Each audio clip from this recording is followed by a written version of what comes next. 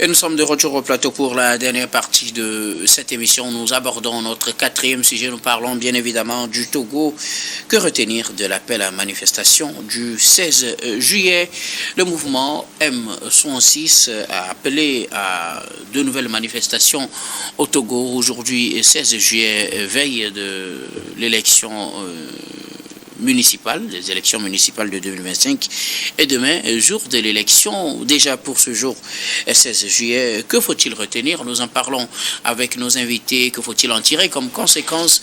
Vous le savez, pour le quatrième sujet, la parole est à qui veut la prendre en premier pour ces observations. Que retenez-vous de ce 16 juillet, jour d'appel à manifestation au Togo, dans le cadre de la contestation lancée par ce mouvement, ce groupe qui finalement s'est formalisé et connu sous le nom du M66. La parole est à qui veut la prendre en premier. Ben écoutez, docteur Guillaume, vous savez, moi j'ai lu autant d'articles de vos confrères de la presse internationale qui annonçaient les journées des 16 et 17, des journées sous tension.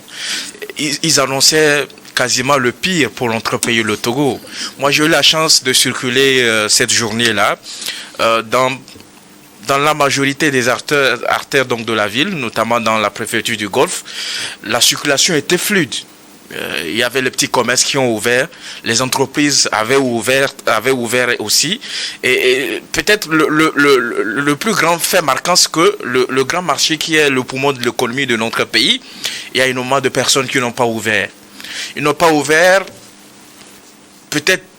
Bon, on va parler du constat et puis après on reviendra sur peut-être les causes d'une telle situation. Bien évidemment, donc quand vous prenez le grand marché qui est donc le poumon de l'économie de notre pays, vous vous rendrez compte qu'il y a beaucoup de commerces également qui n'ont pas ouvert véritablement. Mais le chaos qui avait été annoncé, je pense que nous n'avons pas vécu cela au cours de cette journée. Et il y avait un impressionnant dispositif sécuritaire avec les forces de l'ordre qui faisaient la ronde un peu dans certains axes stratégiques donc de la capitale. C'est pour dire que les autorités, au cours de la conférence de presse qu'ils ont eu à animer la dernière fois, avaient rassuré donc la population, notamment la population de Lomé, la capitale du Togo. Parce qu'il faut rappeler à nos concitoyens que le Togo ne se limite pas seulement à Lomé. Et après Lomé, il y a plusieurs autres régions, notamment des grandes villes comme Tchévié, comme Atakpamé, comme Sokodé, comme Kara, comme Dapaon. Donc, faut pas qu'on donne l'impression que tout se limite à Lomé. Donc, tout ne se limite pas à Lomé, mais c'est quand même une des localités les plus importantes donc, de notre pays. Au-delà même des appels qui ont été mis par un certain nombre de partis politiques. Un certain contraste, un certain paradoxe, parce qu'au même moment, eux, ils vont aux élections, mais ils appellent les gens à manifester, ils appellent les gens dont l'objectif est clair. C'est de quoi? C'est de demander au président du conseil de démissionner. C'est d'empêcher par tous les moyens que les activités économiques se déroulent véritablement. C'est d'empêcher que le scrutin du 17 juillet 2025 se déroule dans de bonnes conditions. Comment comprendre que des acteurs politiques, des organisations de la société civile puissent s'associer à de telles manigations, à de telles manigances, à de telles manipulations, à de telles intimidations? Donc je pense que les Togolais ont compris, avec l'appel du gouvernement à la retenue, au civisme, à plus de responsabilité, que nous n'avons pas autre richesse beaucoup plus meilleure que la paix. Au-delà des problèmes que nous traversons, les problèmes sociaux que nous traversons, que le gouvernement est conscient véritablement donc de ces problèmes-là que nous traversons et que quotidiennement, il y a énormément de choses qui se mettent en place pour essayer de soulager le quotidien de la population. Même si nous estimons que ce n'est pas assez, que le gouvernement peut faire énormément davantage, c'est quand il y a la paix qu'on peut penser à ces choses-là. Donc, le constat général que nous avons après cette première journée, c'est que les Togolais ont compris que ceux qui veulent s'aimer le chaos, ceux qui veulent semer la violence, ceux qui veulent semer l'intimidation, n'ont pas réussi. Non, c'est pour dire qu'ils n'ont pas réussi leur objectif. Parce que l'objectif était clair au début, véritablement. Merci beaucoup à vous, Samir. Je ne sais pas qui veut aller à la suite de Samir, Pasteur Edo. Vous savez, quand on parle de la paix, ce n'est pas parce que seulement il y a l'absence de la guerre. La paix, c'est tout un état d'esprit qui commence d'abord par le respect du droit et de la dignité de l'homme. Ça, c'est le point fondamental de la paix. La paix, parce que vous êtes libre de vous exprimer. La paix, c'est parce que vous êtes bien géré. La paix, c'est parce que vous êtes bien gouverné. Ça, c'est la paix. Mais nous dire une autre paix, moi je suis président du mouvement Maternitel, je suis pour la non-violence et je suis pour la paix.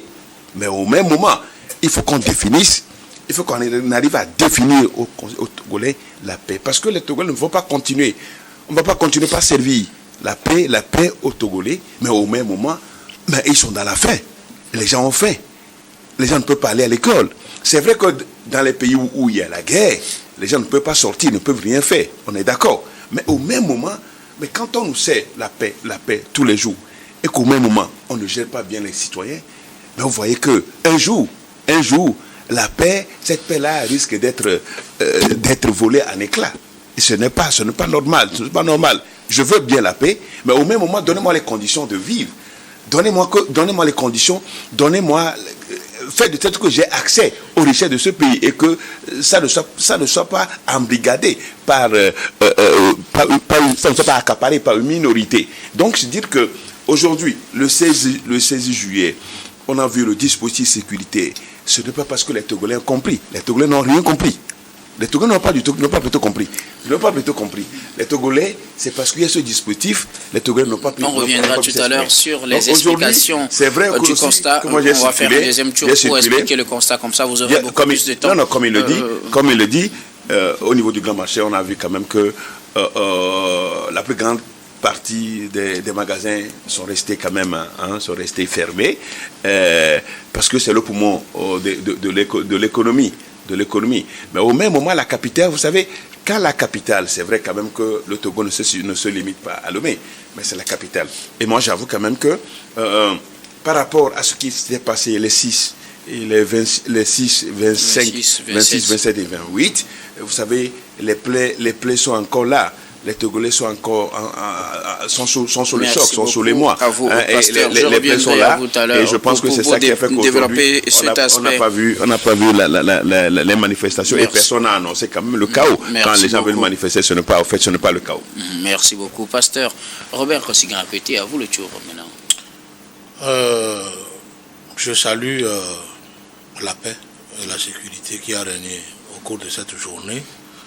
Dans une émission précédente ici sur le plateau de Niveau TV, j'ai demandé aux jeunes et à la population qu'au lieu de manifester et encourir les peines de prison et les tortures, les enlèvements et tout, ils n'ont qu'à prendre d'assaut les urnes. Heureusement que demain la Constitution permet à tous les Togolais alors de s'offrir son vote. Tous ceux qui veulent que les affaires, la manière dont on gère les affaires au Togo change, je pense quand même que demain, ils ont la chance d'opérer leur choix. Nous avons une pléiade de candidatures, tant des politiques que des hommes de la société civile comme des indépendants. Alors, les jeunes ont le choix de porter alors leur vote à des candidats qui peut-être ne sont pas encore essayés au pouvoir d'État. Ils ont le choix de sanctionner dans les votes ceux qui, selon eux, ne gèrent pas bien les affaires de l'État. Ils peuvent aussi sanctionner les partis politiques, donner plus de voix à tous ceux qui sont des indépendants. Ils ont toute une Ils ont toute une pléiade de choix. Vous les invitez à aller voter demain. Il n'est pas candidat. Je ne refuse pas, mais ils les invitent à aller voter demain. Moi, je les invite demain à aller voter et régler le problème dont ils sortent pour contester. Régler ça dans les urnes. Et ça, personne ne viendra le contester parce que c'est la Constitution, la loi mère de notre pays qui leur donne ça. Merci beaucoup. Voilà. À vous, Robert Kosigan. Alors, quel est le constat que vous avez fait pour cette journée? Non, la journée a été calme, même de chez moi. Je suis pratiquement à l'extrémité est de Lomé. Le matin, j'étais en ville. Ce soir, en revenant, c'est pratiquement les mêmes habitudes. Comme moi, je suis dans le système portuaire. Nous avons vaqué librement nos activités, que ce soit au grand marché de Lomé ou au port. Tout a tourné bien, les bureaux sont ouverts, que ce soit à la douane, l'OTR ou l'UPRAD, ou ici à Sotoplac. tout a bien marché pour nous autres. Donc nous disons Dieu merci, mais il est important que l'État règle les problèmes sociaux pour alors prévenir d'autres crises. Même si aujourd'hui il n'y a pas eu de manifestation, qu'on prévient par les bonnes décisions pour que demain il n'y ait plus de crise et que les Togolais, tout le monde ait le panier de ménagères aménagé et que tout le monde...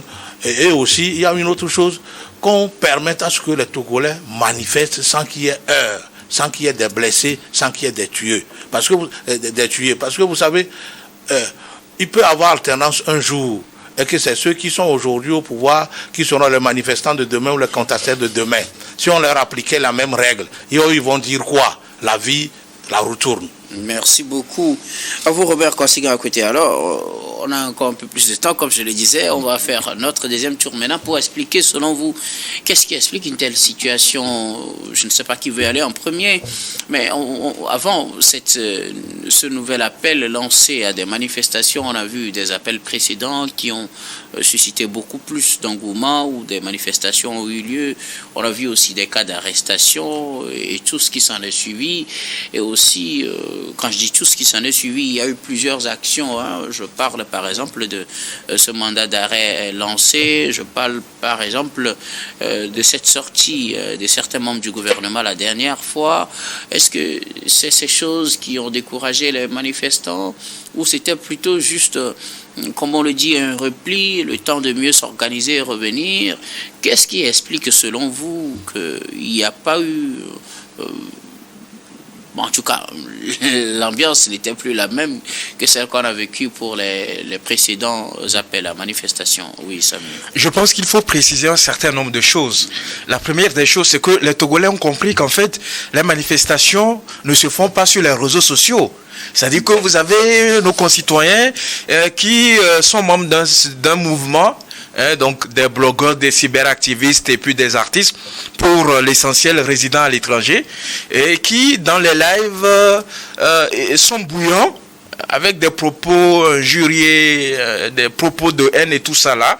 Et les Togolais ont compris qu'en fait sur le terrain c'est eux qui subissent. C'est eux qui subissent souvent l'excès donc de violence et tout cela. C'est eux qui subissent la réalité véritablement. Et vous l'avez rappelé, nous sortons d'une situation assez déplorable où nous avons constaté un certain nombre de décès dû donc suite donc à ces manifestations. Des personnes qui ont été interpellées, d'autres personnes ont été libérées, certains se retrouvent aujourd'hui en prison, abandonnés par ceux qui les ont appelés à sortir et à manifester. Après, le deuxième élément, c'est qu'ils ont compris qu'en fait, le sacrifice qu'ils ont fait, si on peut le dire ainsi, parce que ce sont des manifestations irrégulières, parce qu'on l'a déclaré auprès des autorités compétentes, les sacrifices qu'ils ont fait, si on veut faire un bilan sur ce qu'ils revendiquent véritablement, qu'est-ce qu'ils ont obtenu à la fin?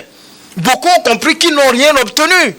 À part des blessures, certains se sont retrouvés blessés, certains sont recherchés parce qu'il y a des enquêtes qui se poursuivent, donc il y a toujours des interpellations. Est-ce que je peux aller à la fin, Président? Est-ce que je peux aller à la fin? Est-ce que je peux aller à la fin?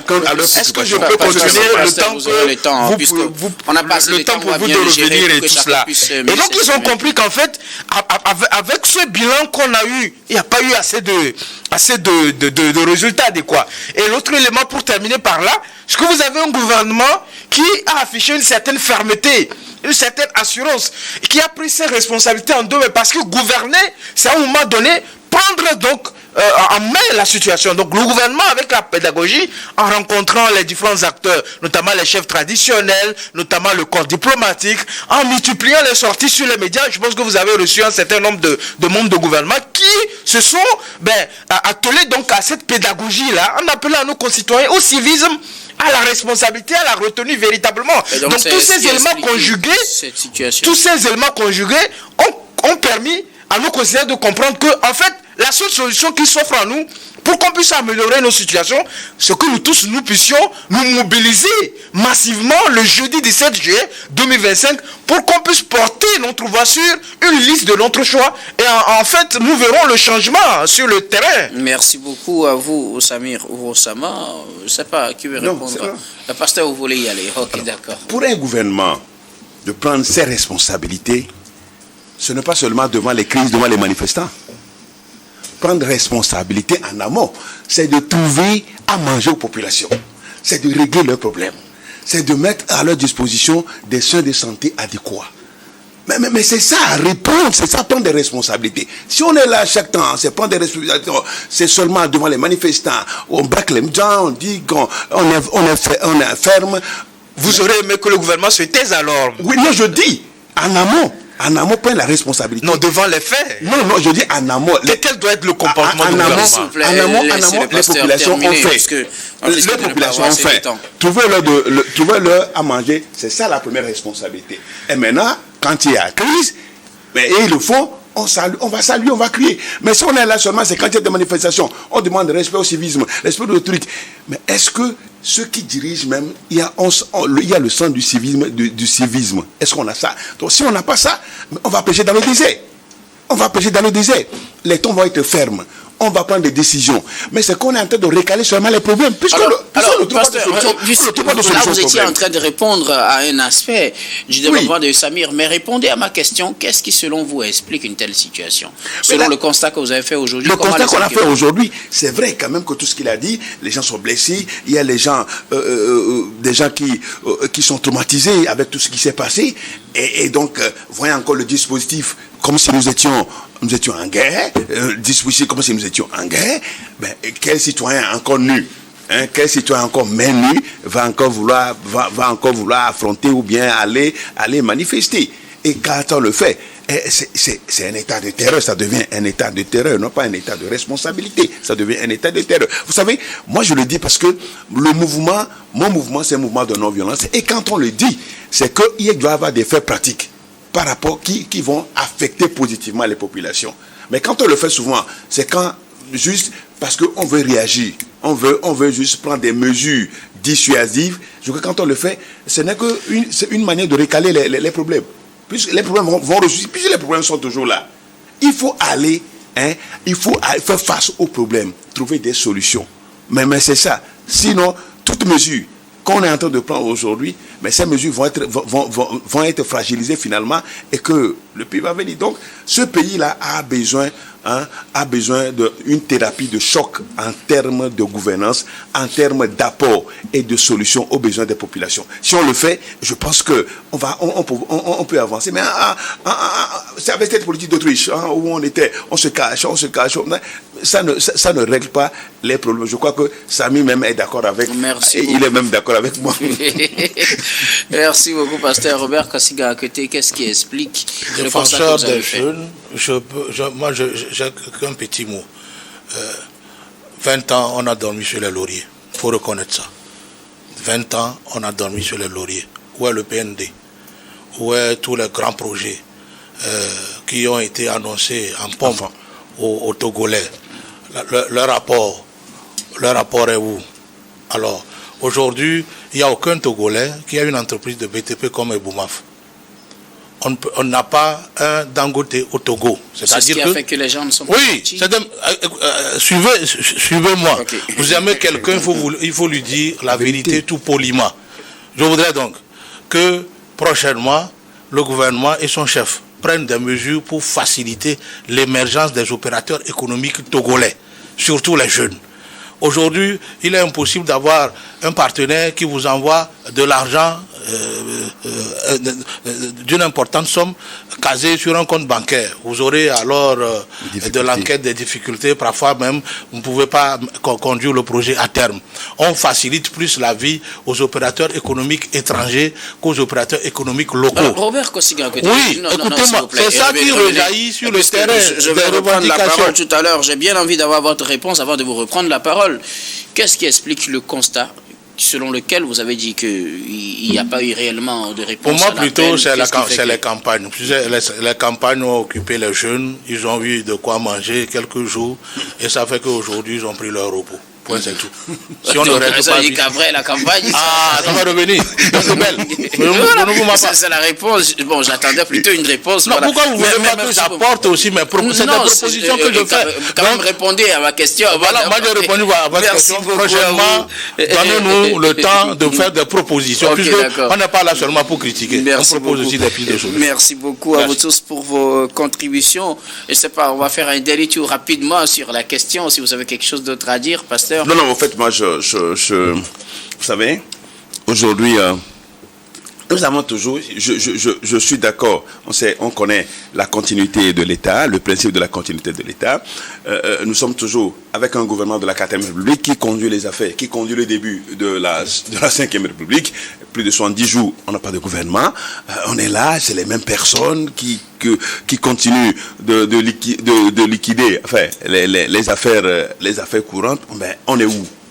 Il faut un gouvernement en bonne et due forme, puisque, au fait, le Premier ministre, elle est partie, puisque elle est remplacée par le président du Conseil. Elle ne travaille plus, mais c'est les ministres qui continuent de travailler. Donc, on a besoin, il faut quand même un gouvernement.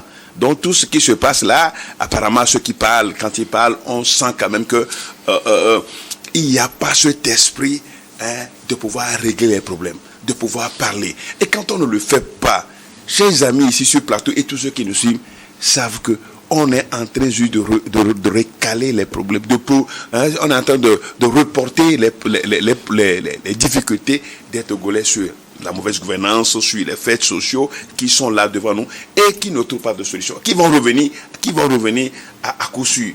Alors, apprenons à régler les problèmes chaque fois que les problèmes surgissent. Et c'est ce message-là que moi je peux envoyer au gouvernement togolais et à son premier chef, le président. Merci beaucoup. Conseil. À vous, pasteur. Je pense qu'ensemble avec nos concitoyens, nous devons nous poser un certain nombre de questions. Est-ce que tout va bien au Togo? La réponse est non. Est-ce que tout est noir? La réponse est non. Il y a eu des avancées, il y a des choses qui ne se sont pas passées comme on le voulait, il y a des choses qu'on peut faire mieux, et le gouvernement est conscient de cette situation-là. Maintenant, après, je pense qu'il faut structurer la manière dont on réclame un certain nombre de choses. Il faut structurer la manière dont on veut l'amélioration d'un certain nombre de choses. Et tout le monde est d'accord avec moi, même nos concitoyens, que la violence ne réglera pas durablement les problèmes que nous traversons. Donc il est important que dans nos différentes contrées, qu'on puisse faire la promotion de la non-violence.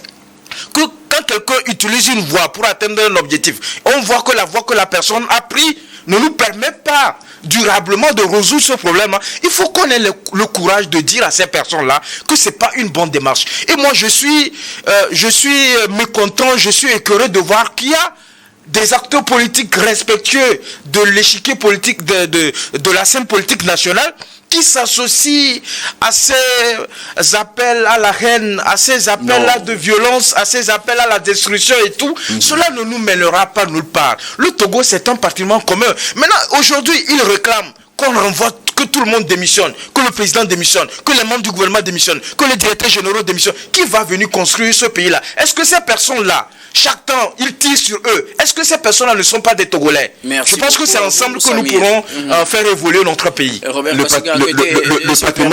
patrimoine commun doit bénéficier à nous tous. Merci. Vous avez déjà parlé, s'il vous plaît. Le patrimoine commun.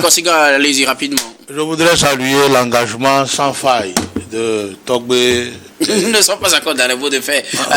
Là, vous profitez pour en faire vos mots de faire en même temps. Moi, je voudrais saluer l'engagement sans faille et l'amour de Togbé, Messa, Kankwe de Anamé pour le président du conseil et son parti pour avoir organisé un grand meeting la fois dernière à Anamé en faveur de son parti politique uni. Merci beaucoup. Malgré que voilà les choses. Merci beaucoup, Robert. On a empiété sur ses droits à la fois. On ne parle plus d'élection. Non, je ne parle pas d'élection. Okay, malgré qu'on a empiété sur ses droits d'ouvrir son hôtel en foin, il a soutenu unir avec. S'il vous plaît, Robert Kossiga, nous allons respecter les principes de cette émission. Merci. Vous êtes analyste politique, président de l'AJD, Alliance Jeunesse Développement. Merci d'être passé sur ce plateau. Alors, pasteur Edo, vos mots de fin. Non, moi j'avais oublié juste de dire que, vous savez, quand on parle de manifestation de la résistance non violente, il y a ce qu'on appelle la désobéissance civile. N'oubliez pas cela, il y a la désobéissance qui est prévue par les textes. La désobéissance civile, c'est une arme pour la lutte non résistante, puisque mon patron, Martin Luther King, avait utilisé cette arme. Et pour finir, je dis que, juste pour dire que demain, c'est un grand jour, qu'on le veut, passer un grand jour pour nous, parce que nous allons aux élections à la base. Donc j'invite les uns et les autres, dès ce soir, à chercher, à mettre à disposition leur carte d'électeur, pour aller voter dans leur commune d'appartenance, et choisir celui ou celle qui pourra naturellement les diriger dans les 6 années à venir, et que le choix soit utile. Que le choix soit utile. En tout cas, suivant mon regard, que le choix soit utile. Merci beaucoup à vous, pasteur Edo Komi. Vous êtes le président du mouvement Martin Luther King également, le premier adjoint au maire de la commune Golfe 2. Merci d'être passé sur ce plateau. Bientôt le maire principal. Merci beaucoup. Pasteur Samir Ourosama, vos mots de fin. Mais écoutez, docteur, je voudrais d'abord vous remercier pour cette invitation. Ensuite, rappeler à nos concitoyens que la journée du 17 juillet 2025 est un jour chômé et payé sur toute l'étendue du territoire national. C'est un jour férié pour ceux qui sont dans le formel véritablement, et les inviter à faire le déplacement massif vers leurs différents bureaux de vote, parce qu'en fait, exercer donc ce droit constitutionnel là, c'est faire le choix que nos communes méritent mieux, c'est faire le choix que notre jeunesse mérite une vraie place au lieu d'être dans les rues, que nos mamans, que nos travailleurs, que nos personnes âgées méritent le respect et la justice, et que ce meilleur là, nous ne l'attendrons pas, nous la construirons ensemble dans la paix et la cohésion sociale. Merci beaucoup à vous, Samir Ourosama. Vous êtes juriste et président de l'ICJVE, l'initiative citoyenne des jeunes, la voix des enfants. Merci d'être passé sur ce plateau. Merci de m'avoir invité. Nous disons également merci à toutes les équipes techniques et rédactionnelles qui nous ont aidés à préparer et à présenter cette émission. Merci beaucoup à Yves Kofi Maounion, à Joe à la réalisation, à Senyon Wampa à la diffusion, à Stéphane Kouanou et Rebecca Vesso à la caméra, et surtout à vous, très chers téléspectateurs, de nous avoir suivis. C'est la fin de ce numéro de Regard Croisé.